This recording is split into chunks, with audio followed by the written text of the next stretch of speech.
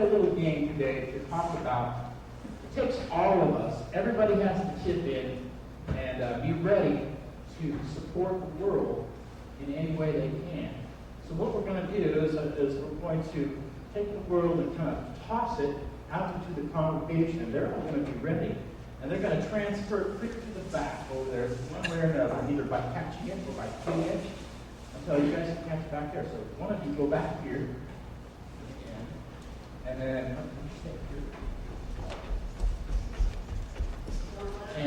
and would you go to this side? Very good. Okay, let's see. So this is you guys. Here we go. Takes everybody. Good. Sometimes we're going to have to pick it up once in a while, just like the rule. Okay, let's go back this way. Oh, very good. You ready?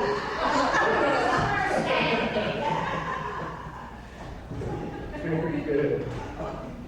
Oh, there we go. Somebody's got to go save the world. Somebody's got to go save the world. Good. All right, let's try out this one.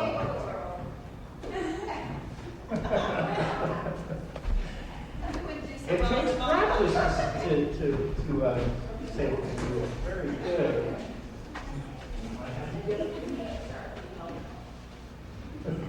Thank you, John.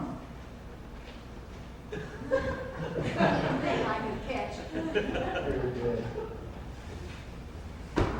Nice. Very good. Let's do it one more time back up here. Oh, very good. The world needs a lot of help, and everybody has to be prepared and ready to help the world.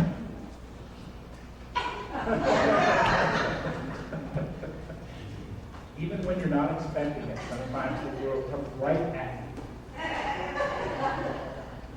All right. Before you guys go back to where you're going, we are going to pick up our offering. And you have it. Well,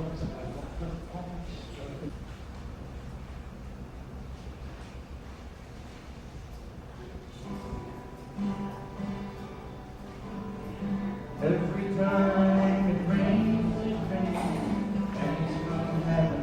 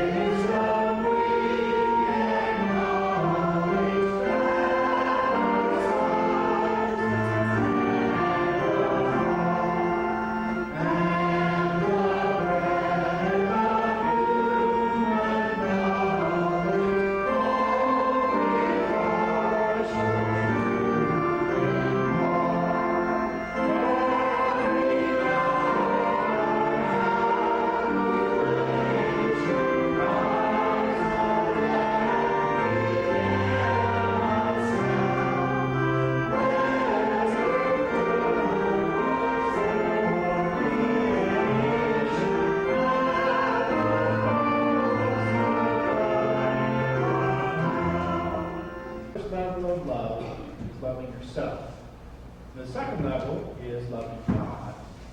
The third level is loving your neighbor. And then this fourth level, loving the world, is actually an extension of the third level, but it's expanded. Now we're not just loving our neighbor, we're loving the entire world. And we love the world in a variety of ways.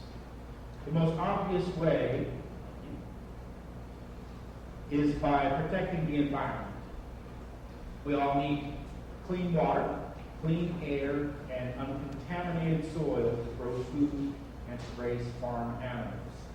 These are the basics of life, and it is in our best interest to take care of the resources that we need to survive.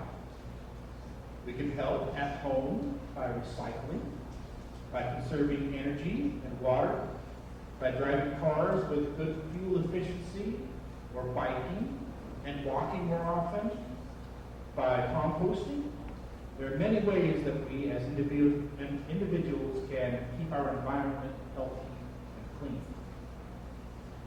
But the lectionary today leads me in a different direction. In Luke, Jesus is at the synagogue, and he's teaching. And as he's teaching, he heals an old woman who's been living with a curvature of the spine for 18 years. It's a very painful condition, and it makes it very hard to do anything like walk and carry things. So Jesus heals this woman so she can stand straight and be free from pain. Everyone is very happy for her, except for one. The religious leader is angry that Jesus healed someone on the Sabbath. The religious establishment were threatened by Jesus and his ministry, and they were always looking for a way to entrap him into breaking a rule. They used the rules as a way to block his ministry. Jesus was finally arrested by the religious leaders on trumped-up charges. They accused him of saying that he was the king of the Jews, which was not true. Pilate found no crime that Jesus had committed, but he allowed the crucifixion to happen anyway, on a technicality. Religious and political laws were used to silence Jesus' ministry as a human being. Luckily, his disciples received his spirit and carried on, spreading the gospel through the world. This story compels me to talk about our political system and the ways that it is being purposely crippled by those who want power for themselves. The filibuster was allowed in the early 1800s as a way for opponents of a bill to keep discussing it before it goes to a vote. It was rarely used and was a tool to keep political machines from pushing through bills without any dissenting arguments. In the movie Mr. Smith Goes to Washington, Jimmy Stewart portrays a young congressman who finds out that his fellow congressmen are corrupt, and he stages a filibuster to stop a bill that is bad for the country. It is a dramatic moment, and it's a wonderful movie. But in reality, at least lately, the filibuster rules have been used to stop bills from coming to a vote. And it's not Jimmy Stewart fighting corruption and bribery. The amount of filibusters have been twice as much as any other time in history. Gerrymandering is a widespread, and it allows states to redraw their voting districts so that a certain political persuasion can win, even without a majority of votes. Huge corporations are allowed to donate as much as they want to a certain political candidate, and that influences their vote. Sometimes a bill that is very popular is not even brought up for a vote because the congressional leader refuses to even allow the bill to come to the floor. Voter ID laws are not allowing for early voting, limit the number of people that can vote, and unfairly disenfranchise working poor and minorities. The religious leaders of Jesus' time didn't care for the old, crippled woman. To them, she was just a political tool for them to use.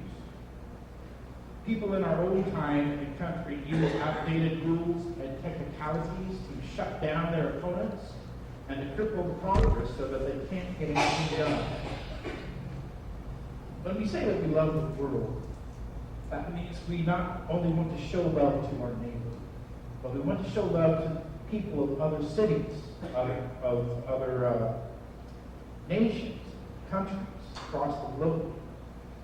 And we do that by having fair dealings with them and by steering away from war and intimidation as a foreign policy. As caring Christians, in our zeal to help people in trouble, we sometimes can hurt them in the long run. I watched a documentary about the earthquake in Haiti and the aftermath of the devastation. One of the first responses was to organize a worldwide fund to provide free rice for people to eat.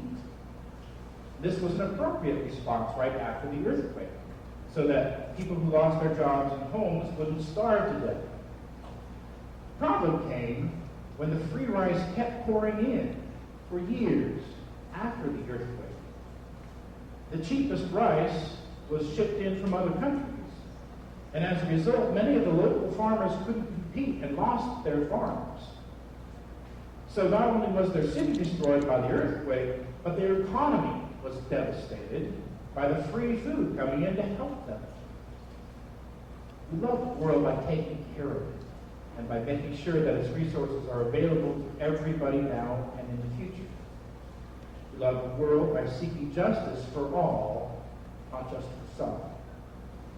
We love the world by working together in order to make it a better place for ourselves and our children, not by playing power games and twisting rules to empower certain factions. So I want you to talk now. In what ways do we love the world? What way do you love